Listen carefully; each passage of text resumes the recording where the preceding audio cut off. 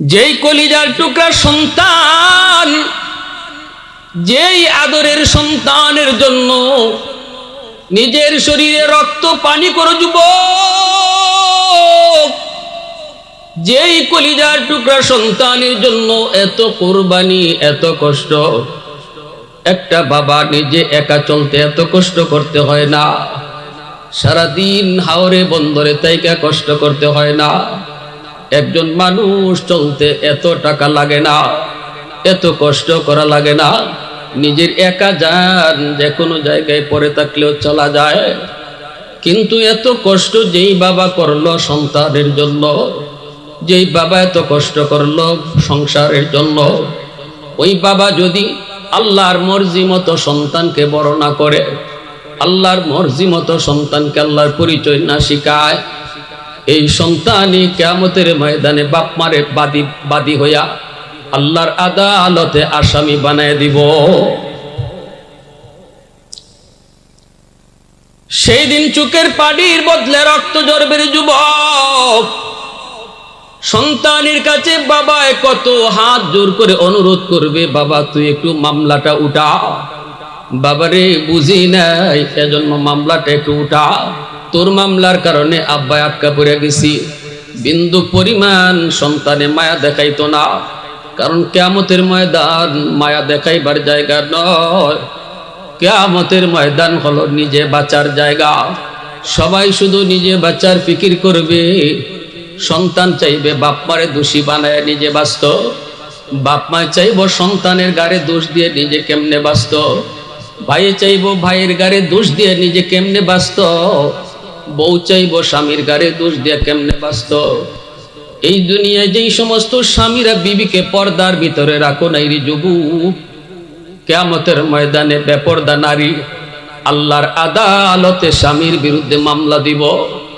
কব আল্লাহ, আমি তো স্বামীর আন্ডারে ছিলাম, আমার স্বামী আমারে পর্দার ভিতরে রাখে নাই, পর্দার ভিতরে থাকার ব্যবস্থা করে দেয় নাই। আল্লাহ, আমার যত দোষের চেয়ে আমার স্বামীর ডাবল দোষ, ডাবল দোষ। এইভাবে আদরের বিবি, যেই বিবি দুনিয়াতে তোমার এত আদর, এত মায়ার, এত মায়ার, এত কলিজার টুকরা, যেই বিবিরে তুমি ঈদে ঈদে শাড়ি কিনে দাও, যেই বিবিরে তুমি যা চাইলে তুমি তাই এনে দাও, এই বিবিটারও যদি আল্লাহর মর্জি মতো না চালাও, এই বিবিটা যদি তোমার কারণে জাহান্নামী হয়, কিয়ামতের ময়দানে এই আদরের বউও তোমাকে আসামি বানায় দিব।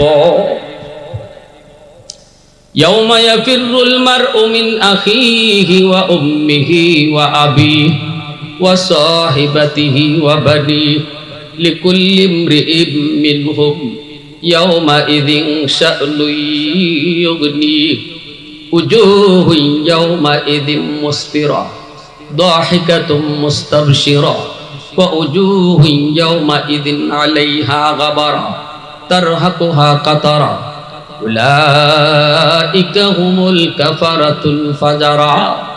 আল্লাহ পাক এই আয়াতের ভিতরে পরিষ্কার বলে দিয়েছেন, কেউ কারো জন্য হাসরের মাঠে আপন হবে না।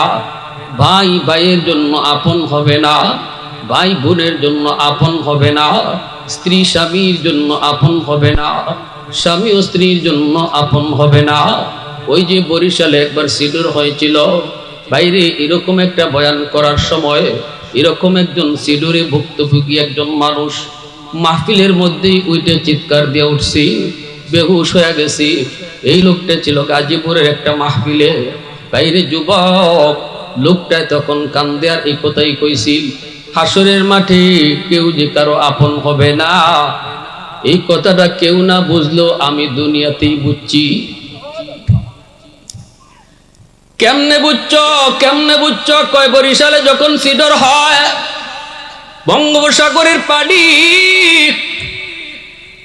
সব কিছু যখন ডুবায় দিল, আমার দুইটা কলিজার টুকরা মেয়ে, ছোট্ট দুইটা কলিজার টুকরা মেয়েকে দুই হাতের মধ্যে লইয়া যখন আমি খাটের উপরে উঠলাম, চোখের উপরে উঠে যখন দুইটা বাচ্চারে নিয়ে বসে রইছি, পানি উঠতেছে উঠতেছে, চকিটাও ডুবে যাইতেছে।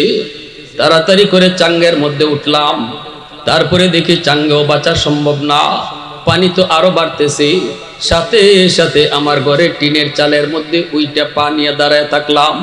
পানি তো তখনও উঠতেছে, তখনও বাড়তেছে, আমার বুক পর্যন্ত পানি। আমার এক হাতে একটা সন্তান, আর এক হাতে আমার আরেকটা সন্তান। চোখের সামনে আমার বউ ভাসা গেল। বউটা শুধু ডাইকে ডেকে কইছিল, স্বামী একটু সাহায্য করো। কিন্তু আমি দেখছি সাহায্য করতে গেলে আমি নিজেও মরব। চোখের সামনে বউ ভাইসা গেল পানিতে, একটু তার প্রতি তারে আমি সাহায্য করতে পারলাম না। আমার দুইটা অবুঝ শিশু বাচ্চা, দুইটা মেয়ে আমার কলিজার টুকরা, আমাকে গলা জড়ায় কয়, আব্বু আমাদেরকে তুমি চাইরো না গো, আব্বু আমাদেরকে তুমি চাইরো না, আমরা কিন্তু বাঁচতে পারবো না। আমি তো কুলের মধ্যে নিয়ে এইরকম রইছি। পানিটা বাড়তেছে, একটা পর্যায়ে বেড়ে বেড়ে আমার গলা পর্যন্ত পানি। এখন তো আমি পা আর টিনের চালে রাখতে পারলাম না, পাটা চাল থেকে উঠে গেল। এখন তো আমিও এরকম পানির মধ্যে সাঁতরাইতেছি। দুটা বাচ্চা আমাকে দুই দিকে ধরে রাখছি। কিছুক্ষণ হাবুডুবু খাওয়ার পর আমি বুঝতে পারলাম বাচ্চা নিয়ে আমি নিজে বাঁচতে পারবো না। তখন আমার মোর বড় মেয়েটাকে যখন এরকম গলায় ধরা আমি হাতটা সারাইতে চেষ্টা করতেছি, আমার মেয়েটা কান্দা কান্দা কয়, আব্বা তুমি আমারে সাইরা দিতেছ, আব্বু তুমি আমাকে বুঝি সাইরা দিতেছ। তখন আমি বলতেছি, বাবা কি করব, আমিও তোমার মু। বাচ্চাটা আমারে বলতেছিল, আব্বা আমাকে চাইরো না, এই পানিতে আমি বাঁচবো না, মরে যাব। শেষ পর্যন্ত কঠিন ভাবে টান দিয়া গলাটা হাতটা সারাইয়া দিছি। সারাইয়া আমার মেয়েটাকে আমি চোখের সামনে পানিতে ভাসাইয়া দিছি। হুজুর আমি দেখতেছি আমার মেয়েটা পানিতে হাবুডুবু খাইয়া মরতেছি, কিন্তু বাঁচানোর কোনো পথ ছিল না, উপায় ছিল না। আমার ছোট মেয়েটা আমাকে বুকে জড়ায় কয়, আব্বু আমারে চাইরো না, আপু তো একটু সাঁতার জানে, আমি কিছুই জানি না। এই ছোট মেয়েটাকে নিয়ে আমি এবার একটু সাঁতার কাটতেছি, একটু হাবুডুবু খাইতেছি, কিন্তু একটু পরে দেখলাম এই ছোট্ট মেয়েটার ওজনটাও আমার কাছে অনেক বেশি ভারী লাগতেছে, আমি এখনো ডুবে মরে যাব। ছোট মেয়েটা আমার গলা ছাড়েই না, কামড় দিয়া তার হাতটা ছাড়াই দিছি। নিজের জানের মায়া, আল্লাহ যে বলেছে হাসরের ময়দান এত ভয়ঙ্কর, এত ভয়ঙ্কর, কেউ কারো প্রতি মায়া দেখাবে না, কারণ ওই কঠিন বিপদের সময় কারো প্রতি মায়া থাকে না। সবাই শুধু নিজে বাঁচার জন্য ইয়া নফসি ইয়া নফসি ইয়া নফসি বলবে। হুজুর আমার এখনো মনে আছে, আমার ওই ছোট্ট মেয়েটার হাতটা কামড় দিয়ে আমি সারাই দিছি। চোখের সামনে আমার ছোট্ট মেয়েটা, সেও পানিতে ডুইবা ডুইবা মরল, কিন্তু কোনো উপায় ছিল না। আমার বুঝ হয়ে গেছে, দুনিয়ার জমিনে এত কলিজার টুকরা সন্তানকে যদি আমি নিজের বাঁচার জন্য পানিতে ডুবতে দেখলাম, হাসরের মাঠে আল্লাহ যে বলছে এটা যে হবে আমার, আর কেউ বিশ্বাস না করলো আমার বুঝ হয়ে গেছে। এজন্য এত আদরের কলিজার টুকরা সন্তান, এত আদরের বউ, যদি তাদেরকে আমার আল্লাহর মর্জি মতো না চালাও, এই কলিজার টুকরা সন্তান হাসরের মাঠে তোমার জন্য বিপদের কারণ হবে। হাসরের মাঠে তোমার স্ত্রী তোমার জন্য বিপদের কারণ হয়ে যাবে। যুবক বলি, এজন্য সন্তানটারে আল্লাহর পরিচয় শিখাও। ওই যে বাবা লোকমান হাকিম সন্তানকে বলতেছে, ইয়া বুনাইয়া, ও আমার কলিজার টুকরা সন্তান, এই জায়গার মধ্যে আল্লাহ পাক সন্তানকে যখন আল্লাহর পরিচয় তুমি আমি শিখাইব, কোন ভাষায় শিখাইব, ভাষাটাও আল্লাহ শিক্ষা দিয়েছেন। সন্তানকে যখন নামাজের কথা তুমি বলবা, সন্তানকে যখন কালেমা শিখাইবা, সন্তানকে যখন আল্লাহর পরিচয় শিখাইবা, আদর করে করে তুমি তারে ডাকবা, বাজান আয় একটু আয় বাবার কাছে বল, বাজান আয় একটু আব্বুর কাছে আয়, আয় বাজান আব্বুর সাথে নামাজে আয়, এ বেটা নামাজে চল, এ বেটা হারামি, এ বেটা গোলাম, এভাবে গালি দিয়া তারে নামাজের কথা বলতে আল্লাহ নিষেধ করেছে। আল্লাহ পাক ভাষাটা শিখাইতেছে। লোকমান হাকিম তার সন্তানকে এ বেটা আয় দিকে আয়, কিভাবে ডাক দেয় নেই, ডাক দিয়েছে ইয়া বুনাইয়া, ও আমার কলিজার টুকরা সন্তান, আয় আল্লাহর পরিচয় শিখে যা। যেরকম সুবহানাল্লাহ। লা তুশরিক বিল্লাহ ইন্নাশ শিরকা লাযুলমুন আযীম। আল্লাহর সাথে কাউকে শরীক করো না। আল্লাহর পরিচয় এখানে বাবা তার সন্তানকে শিখাইতেছে। এজন্য মনে রাখবা বাবা, সন্তানের জন্য বাপ মা হলো সর্বপ্রথম শিক্ষক, ঘর হলো তার সর্বপ্রথম বিদ্যালয়। বাপ মা তার এই শিশুকালে যা শিখাইবে সন্তান তাই শিখবে। বাপ মা সন্তানকে যা দেখাইবে তাই কিন্তু শিখবে। ঘরটাকে নামাজের ঘর বানাও, ঘরটাকে ধর্মীয় শিক্ষার ঘর বানাও, প্রতিটা ঘরকে মক্তব বানায় নাও। এই ঘরের মধ্যে কোরআন তেলাওয়াতের আওয়াজ চালু করো। সন্তান যদি ভুল করে ভুলটা শিখাও।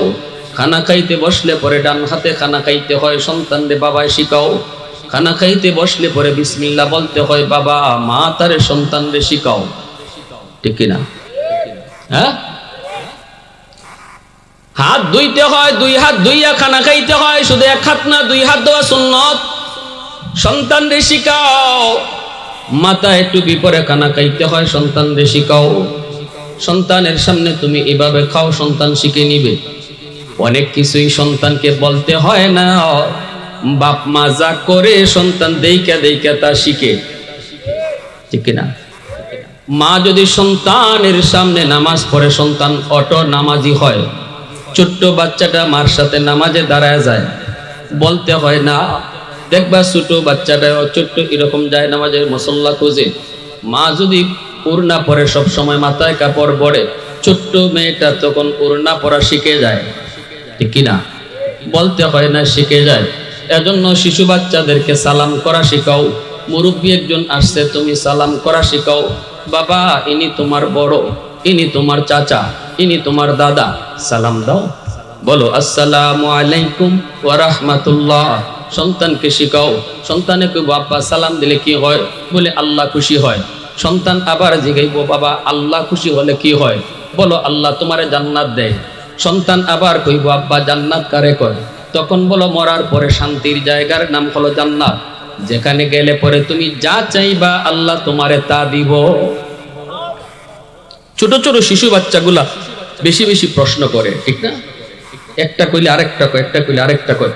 এভাবে যখন কইবা, তার দিলের ভিতরে ছোট্টবেলায় ঢুকবো জান্নাতের কথা, ছোট্টবেলায় ঢুকবো এটা গুনাহ, ছোট কালেই ঢুকবো এটাতে আল্লাহ খুশি হয়। আল্লাহর কথা, আল্লাহর খুশির কথা, আল্লাহর কথা, আল্লাহর নারাজের কথা, এই বিষয়গুলা শিশুকালেই তার দিল আর দেমাগের ভিতরে আস্তে আস্তে ঢুকতে থাকবো আর বসতে থাকবো। এই বাচ্চা বড় হইল, শিশুকালে বাবা যেটা শিখাইয়ে দিছে, মা যেটা শিখাইয়ে দিছে, এটা কোনোদিন ভুলতো। শিশুকালটা হলো মানুষের জীবনের ফাউন্ডেশন। শিশুকালটা হলো ফাউন্ডেশন। এই শিশুকালটা যেইভাবে গঠন করা হবে, তার বাকি জীবনটা এইভাবে উঠবে। চারা গাছ যেই রকম, শিশু চারা গাছটা চারা থাকতে যেমন হয়, পানি যদি ঠিক মতো দেও চারা গাছটা মোটা হইব, ঠিক না? বাকি এরপরে গাছ যত বড় হইব, চারা থাকতে যেই রকম উঠছিল, এটার উপরে গাছ বড় নির্ণয় হইব। গাছ মোটা হইব না, বড় হইব না, চিকন হইব, এটা শিশুকালে চারা থাকতেই বোঝা যায়। ঠিক কিনা? জোরে বলেন। এজন্য আমার সন্তান শিশুকালে তারে যা শিখাইব, এই শিক্ষাটা লইয়েই সে আস্তে আস্তে বড় হইব। ঘরটা হলো আমার বিদ্যালয়, ঘর হলো আমার এরকম ভাবে স্কুল, আর মা হলো তার শিক্ষিকা, বাবা হলো তার শিক্ষক। বেশি থেকে বেশি বাবার চেয়ে মার দায়িত্ব বেশি। আমার এলাকার মা বোনেরা যারা আছে একটু খেয়াল করে শোনো, কিয়ামতের ময়দানে সন্তান বাবার বিরুদ্ধে যতটা মামলা দিব, মায়ের বিরুদ্ধে ডাবল মামলা দিব। কারণ মার দায়িত্ব বেশি। মাকে সন্তান বেশি টাইম পায়, মার আমলটা সন্তানে বেশি দেখে, ঠিক না? এই ভাই দাঁড়া রয়েছে, বসো।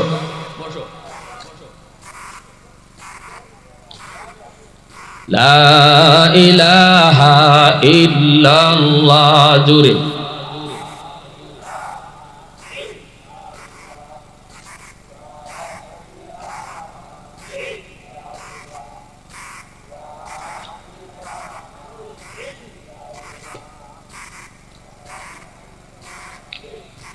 লা ইলাহা ইল্লাল্লাহু মুহাম্মাদুর রাসূলুল্লাহ। জোরে সুরে বলি সাল্লাল্লাহু আলাইহি ওয়াসাল্লাম। এজন্য আমার ভাইরা বন্ধুরা বলতেছিলাম একটু মনোযোগ। মার ব্যাপারে আল্লাহর নবী বলেন, আল মারআতু রাইয়াতুন আলা বাইতি যাওজিহা ওয়া ওয়ালাদিহি। আইন এই হযরত নিয়ে আসেন। আরে না, একটু বসে তাহলে সমস্যা নেই। আচ্ছা, চা খাইতে 5 মিনিট চা খাইনি। হাদিসটা লক্ষ্য করে শুনেন, এদিকে একটু মনোযোগ দেন। আমি খুব কম সময় নিয়ে আসছি। আসলে বয়ান লম্বা চূড়ার প্রয়োজন নাই, যদি 10 মিনিটও আমি কথাটা একটু বুঝে ফেলি, এটাই তো বয়ান, ঠিক না ভাই? আমলের জন্য এটাই যথেষ্ট। যে কথাটা বলতেছিলাম, আমরা যারা এখানে হয় বাবা নতবা বাবা হব, হইছি অথবা হব, আমাদের বাবা হিসাবে মা বোনেরা যারা শুনতেছে, কেউ মা হইছে কেউ মা হবে, আমাদের দায়িত্বটা একটু বোঝা দরকার আছে নি না? কারণ গন্ডগোল কোন জায়গায় এটা বুঝতে হইব। সমস্যা যেখানে, এখানে চিকিৎসা। আগুন লাগছে শেরপুর, ভানিতে ফরিদপুর। হ্যাঁ, আগুন লাগছে শেরপুর, ভানি লয়ে যায় বঙ্গোপসাগরের পানি সব যদি ফরিদপুর ভালাই দিতে নি আগুন নিব। এজন্য গন্ডগোল কোথায় এটা বুঝো। কেন আজকে আমার সন্তান আমার কথা শুনে না, বেলাই নেবে হতে যাইতেছে, আমি মায় কাঁদতেছি বাবায় কাঁদতেছি, গন্ডগোল কোথায়? গোড়ায় গন্ডগোল লাগাই রাখছি আমরা। আল মারআতু রাইয়াতুন আলা বাইতি যাওজিহা ওয়া ওয়ালাদিহি। নবীজি বলেন, একজন মাকে হাসরের ময়দানে আল্লাহ পাক জিজ্ঞেস করব তার স্বামীর সংসারের ব্যাপারে, স্বামীর মালামালের হেফাজত তুমি করছো নি? এরপরে আল্লাহ কইব, স্বামীর সন্তানগুলার দেখশন, লেখাপড়া, বড় হওয়া, খাওয়া দাওয়া, শিক্ষা দীক্ষা, এগুলার ব্যাপারে তুমি মা কতদূর দায়িত্ব আদায় করেছো? এটা আল্লাহ মারে জিজ্ঞেস করব। কারণ বাবা আওয়ারও থাকে সারাদিন, বাবা দোকানও থাকে সারাদিন, বাবা গাড়ির থাকে সারাদিন, সারাদিন বাচ্চায় দেখছে মারে, সারাদিন বাচ্চায় পাইছে মারে, ঠিক না? মা কি করছে এটা সন্তানে বেশি দেখছে। মা যদি বেপরদায় চলে, মা যদি দেখে পরপুরুষের সাথে কথা কয়, মা যদি দেখে আরেক করে গিয়ে গপ করে, সন্তানেও এটা দেখছে, সারাদিন এটাই দেখছে, ঠিক না? মা যদি দেখে মোবাইল দেখতেছে, গান দেখতেছে, সন্তানও মার সাথে মোবাইল দেখতেছে, গান দেখতেছে। বাপ তো বন্ধু, হই বাপ কোন না গেলে বাপরে তো কম পাইতেছে, মারে বেশি পাইতেছে। ফেটো যে আসিল এটাও তো মার ফেটো ওই নাকি তা বাপেও রাখছে কিছুদিন, ফেটো রাখছে কেটায়? মা। এখানেও মার সাথে ওই মা ফেটো লইয়া যা করব, সন্তান ফেটো থেকে ওইটা বুঝে। এটার আসরকে সন্তানের উপরে পড়ে, এটার আসর কের উপরে পড়ে? সন্তানের উপরে পড়ে। এজন্যই কয়, মা যদি পেটে সন্তান লইয়া বেশি বেশি কোরআন তেলাওয়াত করে, এই সন্তান অল্প দিনে হাফেজে কোরআন হয়ে যায়। ওই যে কোরআন তেলাওয়াতের আসর গিয়ে সন্তানের উপরে পড়ে। মা যদি বেপরদায় চলে, সন্তান বড় হওয়ার পরে, জন্মের পর প্রতিবন্ধী হয়, প্রতিবন্ধী ব্রেন ডিলা হয়। মা যদি পেটটা পর্দার ভিতরে রাখে, পরপুরুষ থেকে আলোক করে থাকে, এই সন্তান বড় হওয়ার পরে ব্রেন ভালো হয়, জেহনি হয়। বুঝে আসছে? দেখছেন মার আসর কেমনে গে পড়লো। দুধের বাচ্চা দুধ খায়, তখনও মা কি করে? এটাও দুধের বাচ্চার উপরে গিয়ে আসর পড়ে। এজন্যই কিয়ামতের ময়দানে আল্লাহ পাক মাকে জিগাইব 2 বার, বাবারে যদি জিগায় 1 বার, মারে জিগাইব কয়বার? 2 বার। এজন্য আমার মা বোনেরা খেয়াল করে শোনো, সন্তান জন্ম দেওয়া সহজ, কিন্তু একজন আদর্শ মা হওয়া কঠিন। মার মতো একজন মা হওয়া কঠিন, বাবা হওয়া সহজ, বাবার মতো বাবা হওয়া। আমার এখনো মনে পড়ে, আমি যখন ছোট্ট, মনে ক্লাস 3-তে পড়ি, আমি তো প্রথম স্কুলে পড়ছি ক্লাস 5 পর্যন্ত। তো যখন 2 না 3-তে পড়ি, তখন আব্বার কাছে আব্বার একজন বন্ধু আসছে। ওই শিশুকালে কথাটা আমার মনে রয়েছে, মনে থাকার কথা। তখন আমি পাশের রুম থেকে আব্বার কাছে আসছি। শিশু বাচ্চারা দেখবেন না, বাবারে দেখলি বাবার কাছে আইয়ে এমনি এমনি ঘষাঘষি করে, ঠিক না? তো আমি যেমন আব্বার কাছে ঘষাঘষি করতেছি, তো আব্বা আমারে বলতেছেন, আব্বা তুমি এখানে একজন মেহমান তোমার আব্বার পাশে বসা, আব্বার বয়সে, সালাম দিলা না? তখন আমি এখান থেকে বলতেছি আসসালামু আলাইকুম। আব্বা কই না, হবে না। ঘর থেকে বাইরেও বাইরিয়া আবার ঘরে ঢুকো, আর ঢুকবার সময় আবার সালাম দিয়ে ঢুকবায়। কেমন শিক্ষাটা দিয়েছেন আমারে। আমরা হইলে তো মান্য নিতাম, আচ্ছা ফুলা যখন ফুতে যখন সালাম দিলাইছে আসসালামু আলাইকুম, ঠিক আছে, খুশি হয়ে যেতাম না। কিন্তু আমাকে স্মরণ করায় দেওয়ার জন্য সারা জীবনের লাগে যেন আমার এটা মনে থাকে, এজন্য ঘর থেকে বাইর করছেন। বাইর করিয়া কইছেন এখন বাইরিয়া আবার ঘরে ঢুকবার সময় সালাম দিয়ে ঢুকো। এই হলো বাপ মার শিক্ষা। এজন্য বলছি বাবা হওয়া সহজ, কিন্তু বাবার মতো বাবা, আদর্শ বাবা হওয়া কঠিন। মা হওয়াও সহজ, একজন মার মতো মা, আদর্শ মা হওয়া কঠিন। আমি যদি একজন আদর্শ বাবা হই তবেই তো আমার সন্তান আদর্শ সন্তান হবে। আমি যদি একজন আদর্শ মা হই তবেই তো আমার সন্তান আদর্শ মা হবে না? এজন্য আমার ভাইরা বন্ধুরা বলতেছিলাম, এই মেহমানের নিয়ে আসো। একজন মা একজন বাবা, ওই লোকমান হাকিমের উপরে আল্লাহ এত খুশি হয়েছে। এজন্য বলি আমার সন্তানকে আমি দিন শিখাবো, সন্তানকে কি শিখাবো, সন্তানকে কই পড়ালেখা করাবো, এটা সন্তানের ব্যাপারে সিদ্ধান্ত নিবে বাপ মা। বাপ মা যদি সিদ্ধান্ত সঠিক হয় সন্তানের ভবিষ্যৎ আলোকিত, বাপ মার সিদ্ধান্ত যদি রং হয় সন্তানের ভবিষ্যৎ অন্ধকার। বলি না আপনি সবাইরে আলেম বানান, বলি না আপনার সন্তানকে মুফতি সাহেব বানান, আপনার সন্তানকে ডাক্তার বানাবেন, ইঞ্জিনিয়ার বানাবেন, জজ বানাবেন, ব্যারিস্টার বানাবেন, অসুবিধা নাই। কিন্তু বলবো তার শিশুকালের শিক্ষাটা তারে ধর্মীয় শিক্ষায় বড় করেন। কারণ ডাক্তার হওয়া বড় পরিচয় নয়, সবচেয়ে বড় পরিচয় হলো আমার সন্তান মুসলমানের সন্তান। এজন্য তারে মুসলমানে শিখাইতে হবে। ঘরেই মুসলমানি পরিবেশে বড় করো, বিসমিল্লাহ শিখাও, আলহামদুলিল্লাহ শিখাও, খাওয়ানোর দোয়া শিখাও, ঘুমাইবার দোয়া শিখাও, মাথায় টুপি পরা শিখাও। এগুলা ধর্মীয় পরিবেশে বাচ্চাটারে বড় করো। ধর্মীয় চেতনা তার ভিতরে লালন হোক। এরপরে যখন পড়ালেখা করাইবাই তখন একটা মাদ্রাসাত ভর্তি করো। শুরুতে নুরানি মাদ্রাসায় 5 বছর মাদ্রাসায় পড়াও। শিক্ষা জীবনটা আল্লাহর কোরআন দিয়ে শুরু হোক, শিক্ষা জীবনটা ধর্মীয় শিক্ষা দিয়ে শুরু হোক। এরপরে তার হাই স্কুলে দিয়ে দিও, কলেজে দিয়ে দিও। এই 5 বছরে সে আল্লাহর পরিচয় কলজার মধ্যে লইয়া সে হাই স্কুল কলেজে যাবে। বেনামাজি হবে না, আল্লাহর বিরুদ্ধে কথা বলবে না, রসুলের বিরুদ্ধে কথা বলবে না। আমার সন্তানটা যদি আলেম হয়, হাফেজ হয়, তাহলে আমি বাবা, আমি মাকে হাসরের মাঠে আল্লাহ সমস্ত হাসরবাসীর সামনে আল্লাহ একটা ফাগরি ফরাইয়া বাপ মারে সম্মানী বানাই দিবে।